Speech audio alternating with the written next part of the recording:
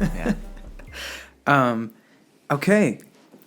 Would you please introduce yourself? Yeah, I'm Sam. I'm a psychotherapist here at Oasis, and I've been working here, I guess, since August. Okay, righteous.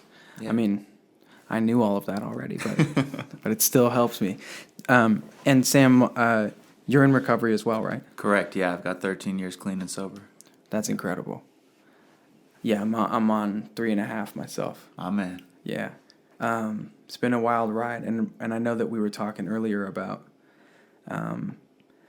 the withdrawal symptoms from alcohol specifically and benzodiazepines, because of those are the two dangerous ones that you could potentially die from, correct? Absolutely, yeah. You can definitely lump those because they are in that same category of you can die, have a stroke, heart attack. Those are all like if you're not careful. Right. So generally when someone is coming off of either benzos or alcohol, we're going to send them to an off-site detox center. Oh, 100%. And I mean, I can tell you from experience, like I was not educated, and alcohol was my drug of choice, and I didn't know about DTs or withdrawals, and I was drinking every day a lot. And when I came off, I didn't realize that the withdrawals don't set in for 2 to 3 days. So you Wow. think, oh, you're going to be feeling this immediately. You would know, but no, it wasn't the case for me. Like, just like the medical journals say, like after 2 days, I suddenly started having hallucinations, chest pains, headache, tremors, and I had no idea how much danger I was in. I had no clue that I could die or have a stroke or have a heart attack, and I was in so much more danger than I knew. Yeah, you know what? I think that actually, it's interesting because no one really introduced me to that concept at the 12-step meeting that I was going to. You know what I mean? In that group, nobody said, hey, if you're, coming off of this, you may want to think about going to detox for this. Like it was just kind of pretty acceptable, it seemed like, for me to come in while detoxing.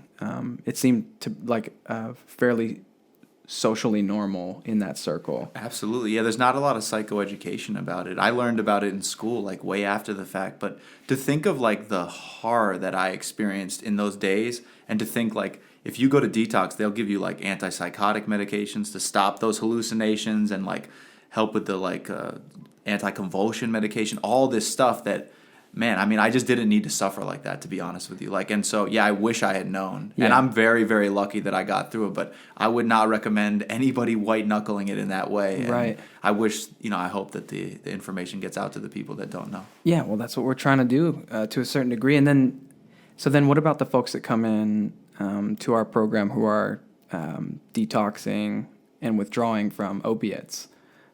Yeah, and similar to that, like as I said, like I went through all this horror, and some people that are coming off opiates want to face that down, but if they don't, and there's a lot of maintenance medication that's offered that to like help you get through, because a lot of people, they'll be going through those withdrawals and they can't take it, they'll run out the door, Yeah. and they'll go use and they'll sometimes die, Yeah. and so maintenance can be really good in that way of just like getting rid of some of the worst withdrawal symptoms and making it you're able to go live a functioning life and stay in treatment and do the work that you need to do for yourself. And correct me if I'm wrong, like because those maintenance drugs are frequently opiate blockers, like they bind to the opiate receptors in our brain, and that prevents us from getting high on opiates. Like Correct. If we're on those maintenance drugs, we cannot get high. Right. If you go and shoot, it won't do anything for you. So that's like an added layer of protection as well. I mean, that's so clutch for some of us. You know what I mean? Just knowing that there's a safety net there. I can't even get high if I wanted to, type of thing. Absolutely. Yeah. It's like someone standing at the door going, even if you want to get out, it's like you can't. Right. And Absolutely. we need all of those fail safes in place for us sometimes, Yeah, we just need, I think what's important is just people need to know that they have choices. And that's the main thing. I don't think people know all the choices that they have. So, yeah. Man, I really appreciate you chatting with me about this today. Appreciate Thanks, you, Sam. man. You're welcome.